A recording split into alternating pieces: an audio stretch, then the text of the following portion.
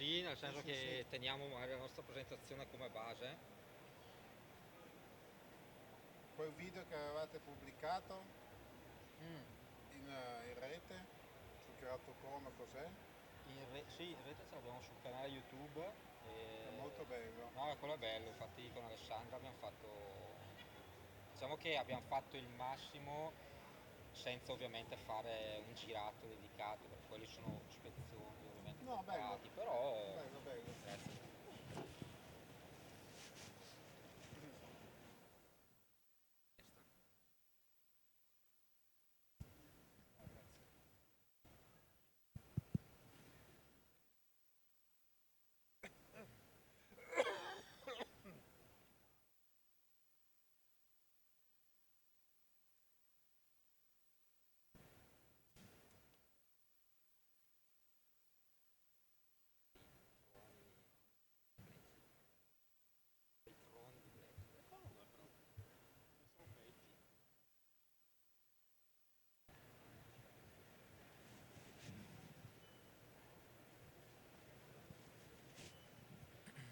Possiamo iniziare?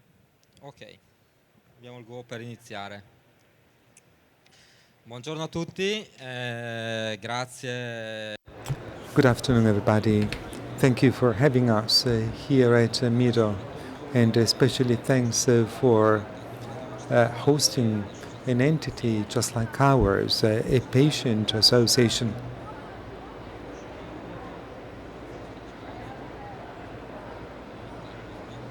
Can I have the remote for the slides, please?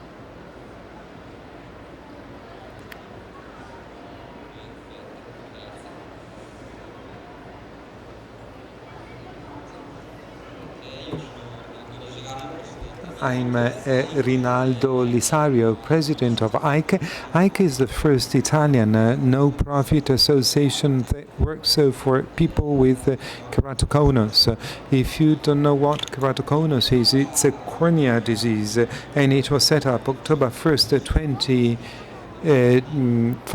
2005, and our aim is to channel correct information on the disease, to regularly inform about novelties and participate in such events, and having a representation in institutional venues. ICE, even if it's a small association, we are the only association in Italy of patients with keratoconus. We have 350 members all over Italy, and 300 people visit every day our internet website.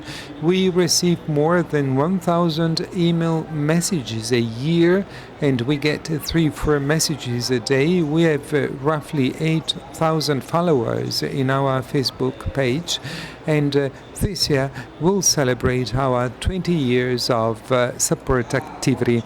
And in the last 4 or 5 years, we set up a toll-free number because people, especially in the initial phase after the diagnosis of keratoconus, they need to speak with somebody and have an idea about the path to take to manage the disease. And which support can be given by a patients' association for sure. The patients' association, and especially dealing with a rare disease, patients' association play a fundamental role in Italy thanks to their direct experience. They know the daily difficulties that can be encountered by patients on a daily basis, and they can improve the needs of individual people. But which are the main challenges that patients have to grapple with? We call it first round. It's a set of rounds we are faced with every day. First of all, diagnosis. Diagnosis for many, and especially the youth, is just like a bolt from the blue, and they go to an eye doctor for a simple visit, but they discover that they suffer from an unknown disease, rare disease, degenerative disease. In many cases, the explanation provided in those very few minutes of the visit, the information is not clear enough, perhaps, and it's not clear enough for the patient, not because the physician doesn't explain it well, but because the patient has an immediate shock after the diagnosis. The patient doesn't understand words perfectly in that moment, and the patient goes back home concerned with the diagnosis about a rare and degenerative disease.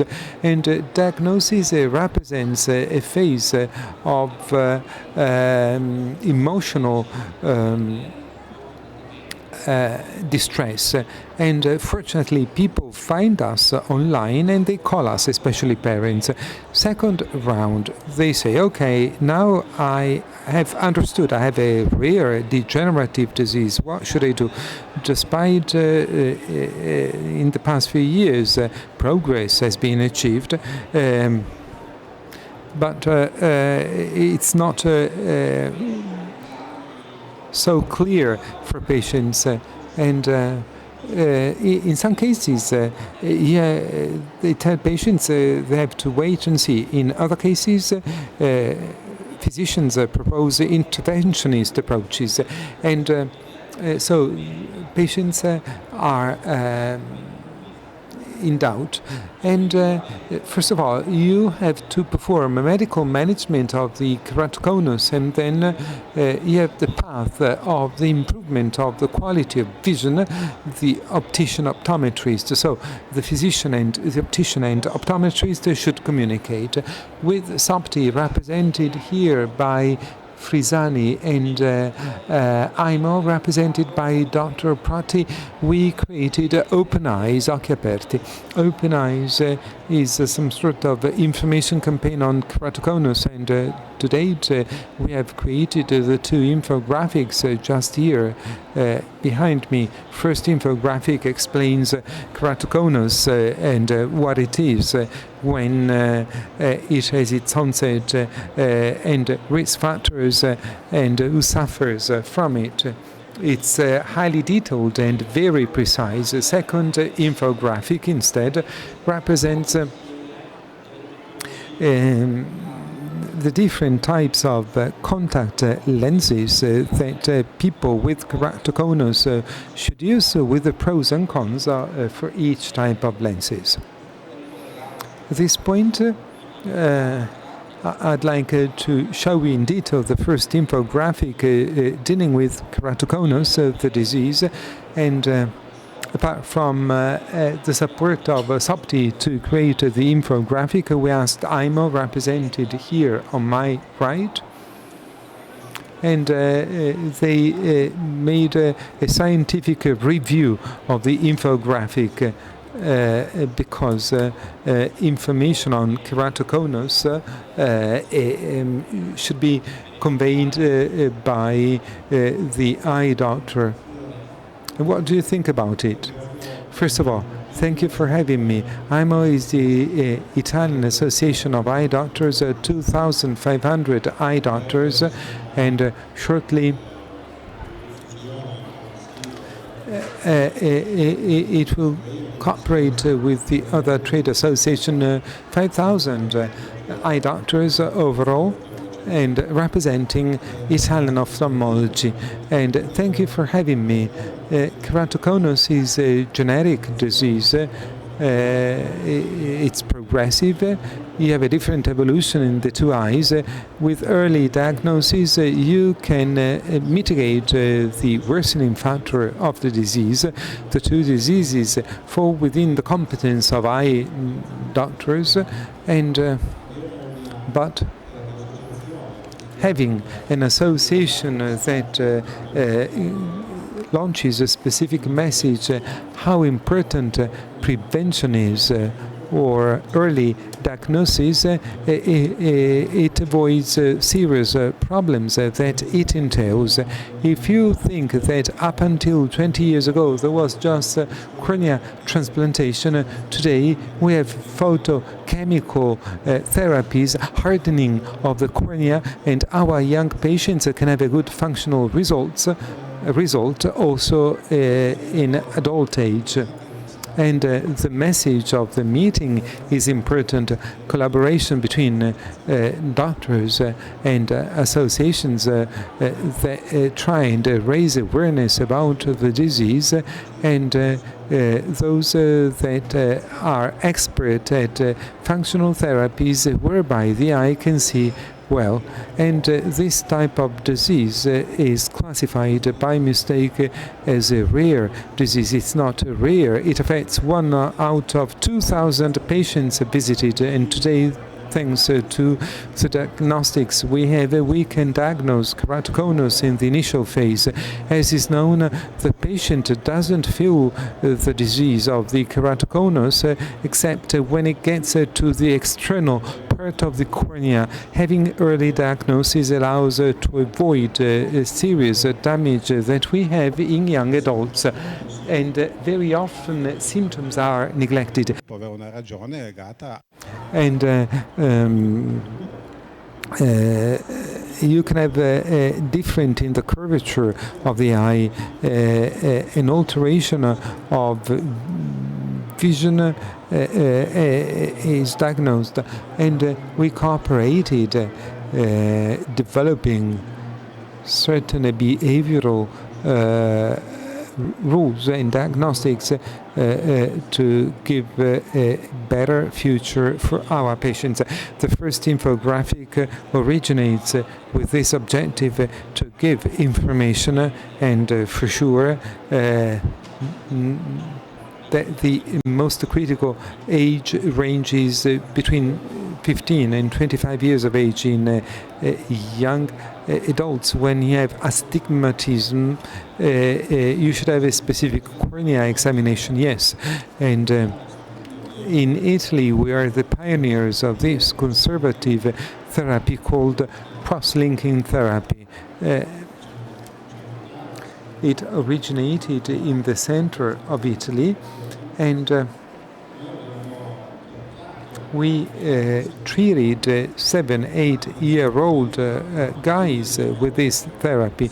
Such patients in the past were bound to have cornea transplantation at 20 years of age. Something important, and I invite you to read the leaflet, the importance of wrapping eyes. There are articles say no wrap, no cone. It's not the only triggering cause, but it's important.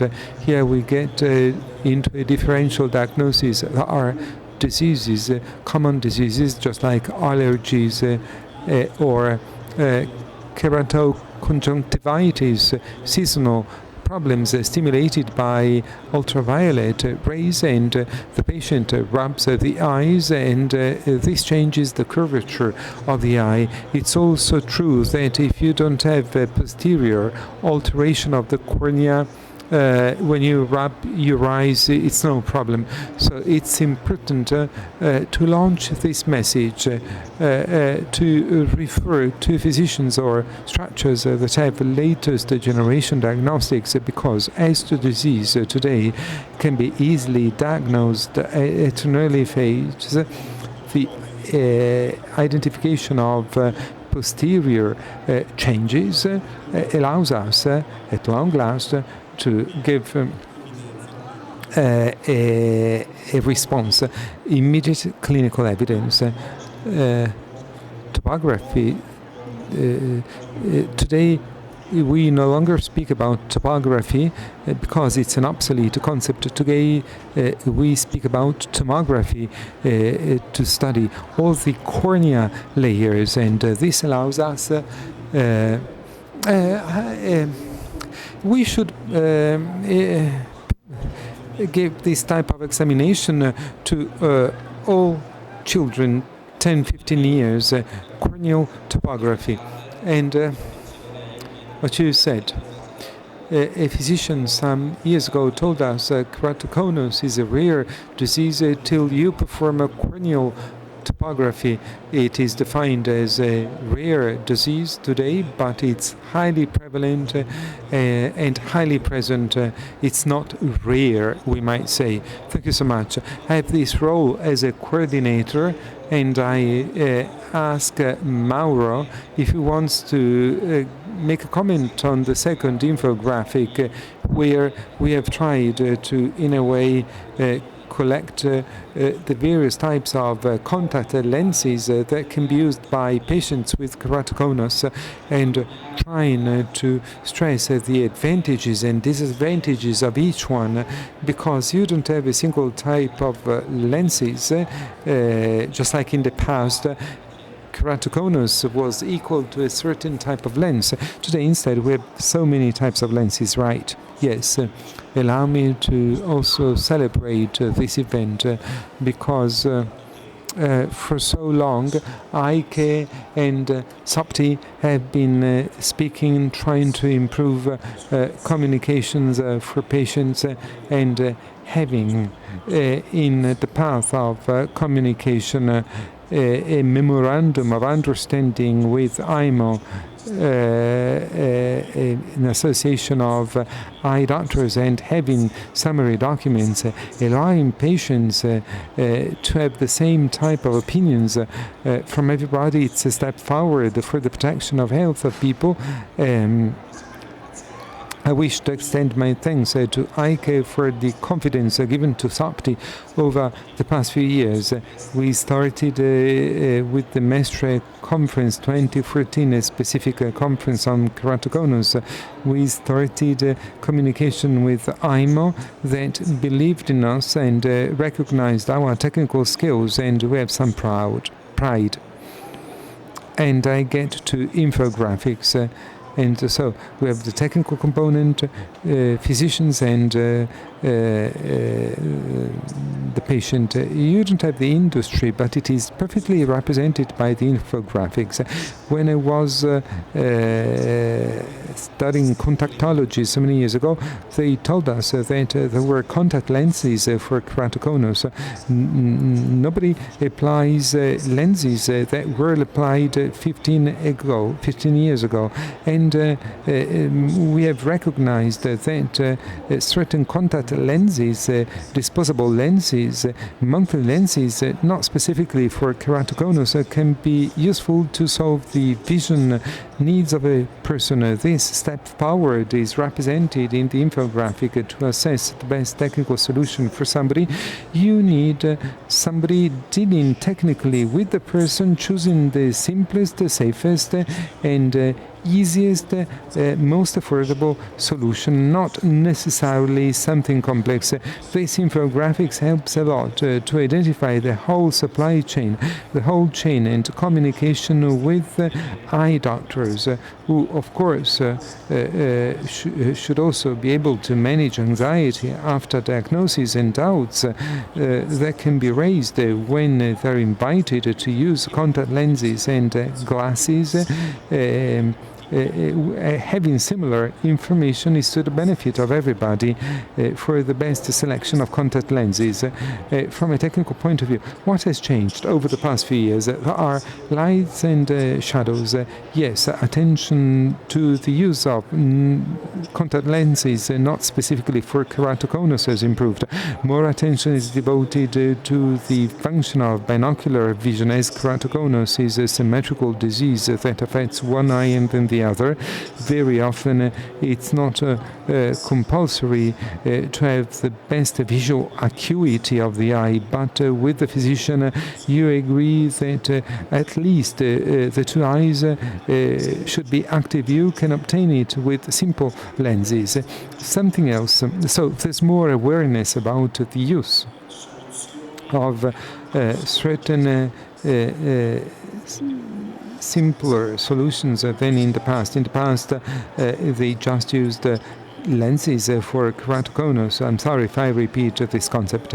Then something else has changed. The most frequent use of big contact lenses, scleral lenses. There are lights and shadows. We worked on such lenses a lot in the past 15 years. Many more applications than in the past, but you should be careful because the contact lenses can create problems and it is summarized in the infographic, and fortunately we now use lenses that were used less 15 years ago, 20 years ago, but let's be careful. It's not the solution for all the eyes. You can have more simple and more affordable solutions to help patients. The last thing I would like to say is that we understood perfectly well, and I want to stress it over and over again, that one contact lens is not enough to secure the visual abilities of one of the eyes. It is important to train people to use these lenses, to understand how important it is to monitor contact lenses through time, so help people in using optical lenses correctly. With IMO, we have cooperated a lot. During the last conference, we talked with them and we explained what we are doing. This information exchange is extremely important also for eye doctors. So an eye doctor must make a diagnosis. Then he has to understand the possible development of the disease, particularly because we are dealing with young patients. We have a number of therapies available, photochemical therapy, with the cross-linking therapy. I do not want to go too much into details, but Incosync is a specific therapy that does not heal keratoconus, does not remodel the cornea to bring it back to its original shape, but it maintains the status of the cornea at the time of diagnosis. What is then the importance of improving the visual capacity of the patient, and this has an impact on his or her lifestyle. Sometimes a pair of glasses is enough. There is no direct refractometry. There are correction systems that correct the most curved axis. So the correction is more focused. And then there is the contactology part. So soft lenses, quality-wise, may help the patient. Of course, the technician who is expert in the field has the task to develop the right contact lenses. We do not study contactology at university, so we have no idea what the future will be. We have heard about 3D contact lenses, but we do not have an in-depth knowledge about that. So the patient must stop the development of the disease. The patient must have a good surface condition to apply the contact lenses. So with no discomfort that contact lenses might make even more difficult to face. So it is necessary for us as eye doctors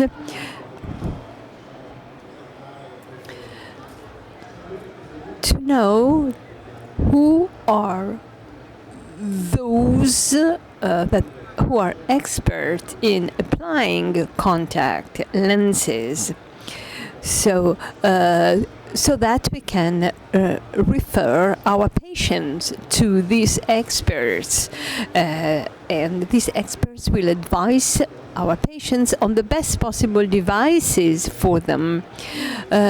Sometimes we have no direct contact, but on both sides we must communicate better in terms of the health and well-being of the eyes of the patient.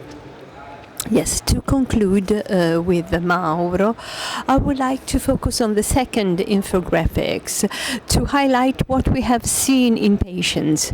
It is important to inform customers that there are many types of contact lenses.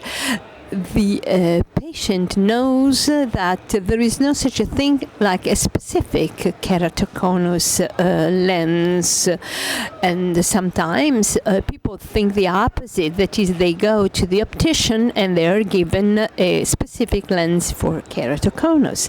Something else I think we should work together and cooperate, and we will prepare a third infographics for that, is the treatment of and the care of contact lenses. As often as not, you suggest the use of specific liquids or cleaning systems, and then people start with do-it-yourself. They buy other things, they browse the internet to buy products, and this is a major problem because sometimes all this causes damages.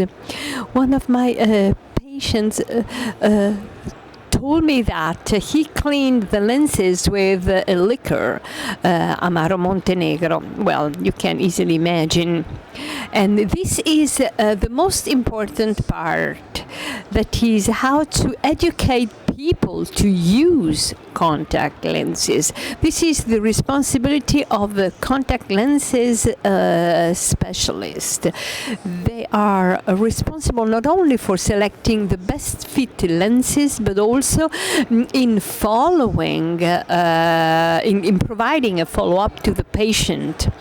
So what we must specify more clearly is that the prescription for contact lenses from a technical viewpoint foresees a number of hours to be used and also regular checks.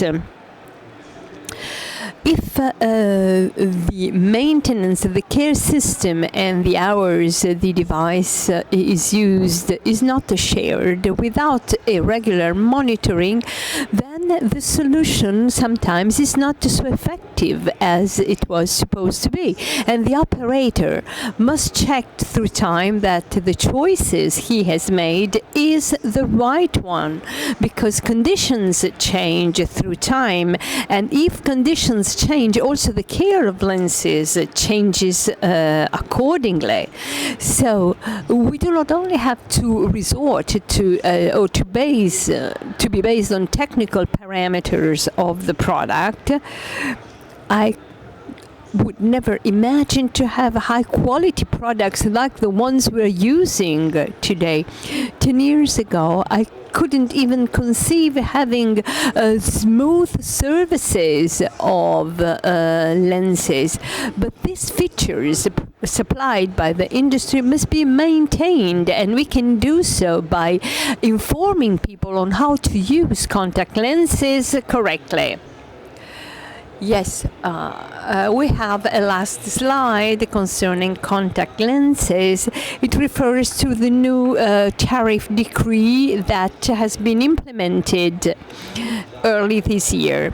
There was a law in the offing, and from 2017 to today, there were updates to the tariff regulations. contributions are foreseen for contact lenses.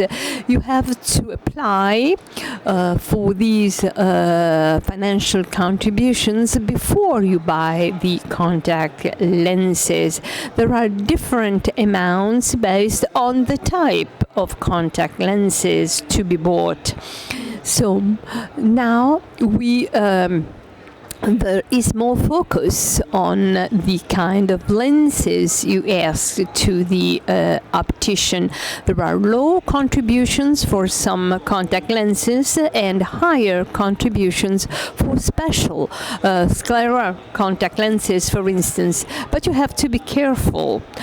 Sometimes, as happens in drugs, there mustn't be any abuse of scleral contact lenses. Often patients buy these lenses because they do not have to pay. This is the wrong approach. I should use these lenses only if I need them. And if I buy them and they are useless, then this has a negative impact on public spending. And this applies both to opticians and to patients. The local health units pay well for these lenses, but we do not have to take advantage of it. This is a major problem that must be faced. Last week, I was invited to Palermo to talk about keratoconus to eye doctors, and I discovered that there is a testing center in Palermo for all optical devices with a very skilled expert who checks whether scleral lenses are fit or not for a specific patient. And there were plenty of interventions by this expert because sometimes these scleral lenses were not needed. We have talked about other rare disease associations. Uniamo is one of these associations, and whenever we have a new drug, it is important to monitor that drug because sometimes people abuse or use that drug excessively, and this applies also to scleral lenses. Let's go back to the initial topic. Yes, I want to say something. When I started working, patients with keratoconus thought that lenses would stop the development of the disease. This is a concept that people tend to believe in also today.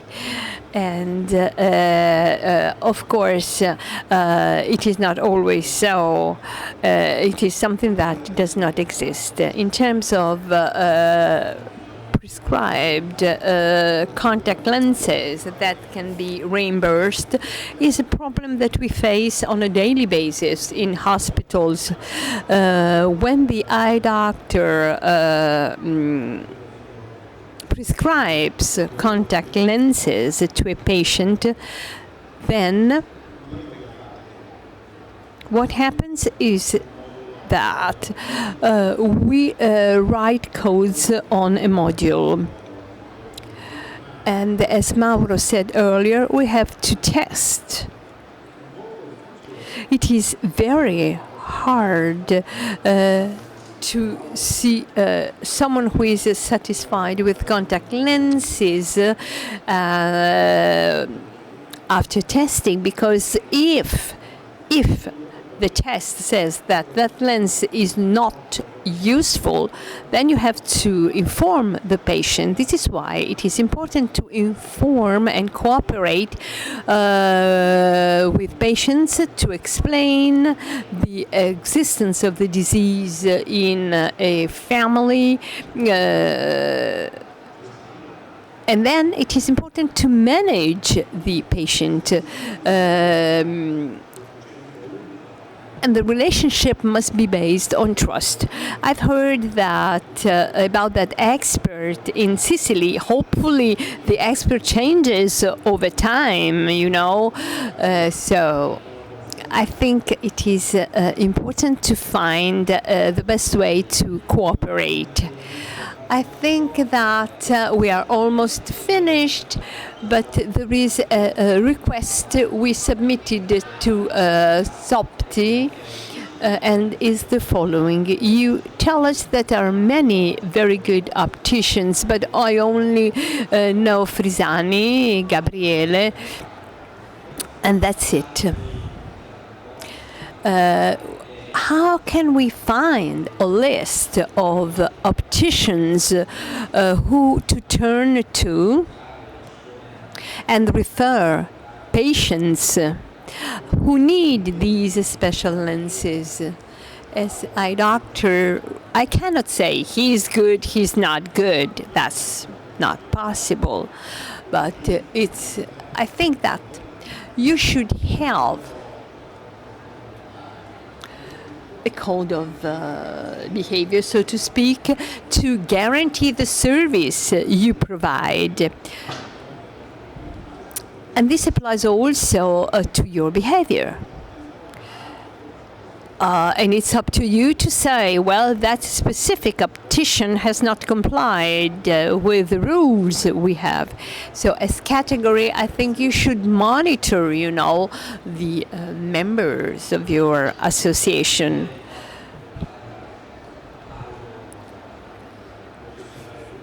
I do not want to spoil anything, but anyway. This problem has been considered for quite some time. So when you talk to a patient, you can say, yes, I can give you a list of contact lenses experts who are updated, who have the approval of a path to follow. So we have been trying to do so for quite some time. We haven't made the difference. IMO did. We do a technical work based on a diagnosis. We cannot take autonomous stands. IMO, over the last few years,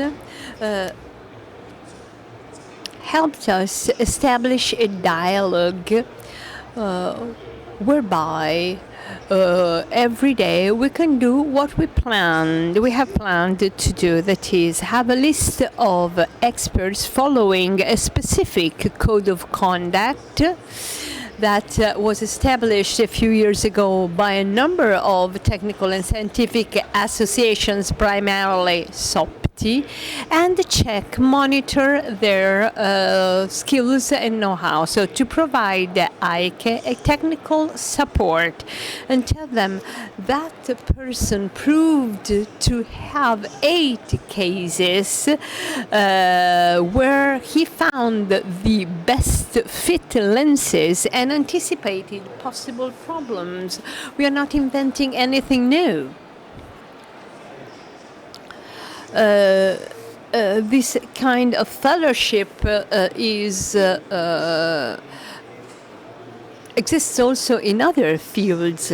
So what we can do is to join forces to contribute to the safeguard of public health by taking responsibility. And it will be costly, of course, because this kind of initiative and activity is on a voluntary basis, but we must do so. The way some therapeutical plans are managed have has changed. Pediatrics contactology, in the rare instances where there is hereditary cataracts, is already existing. So patients are referred to eye doctors who have proved to be excellent in that specific case. This can be applied to keratoconus because people do not have to waste energies and money, and eye doctors need to know that someone has taken responsibility to do so effectively. People who can devote their time just for the application of these contact lenses for keratoconus. This is key.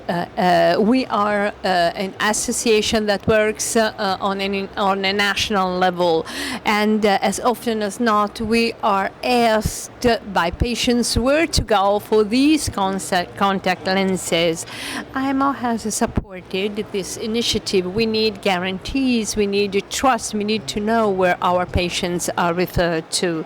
So, of course, it's not up to us to select the experts to refer patients to. It's up to your association because you are more experienced in the field. We are interested in the code of conduct.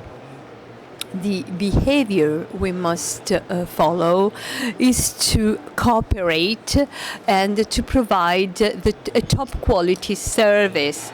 As ICE chairman, I know it won't be easy.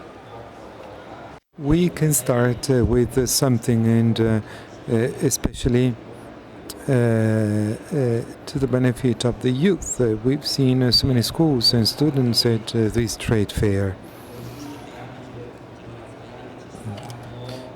With the generational change, the youth will have a model to stick to. This is important for the keratoconus, but also for other diseases. And I'd like to add something. Thanks to such conservative techniques made available by medicine today, patients that undergo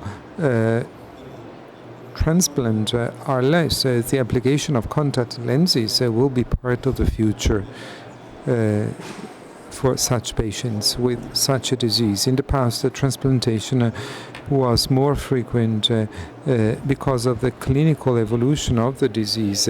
For sure, yes, you have cross-linking, but then people call us and they complain about the visual defect. Out of 6,000 transplantations today, 800 are for keratoconus, and so very few of them. Interesting. I'd like to end here. As you see, we have so many things to do, and we're here to try and improve everything. Thank you so much. Goodbye. Complimenti. Congratulations.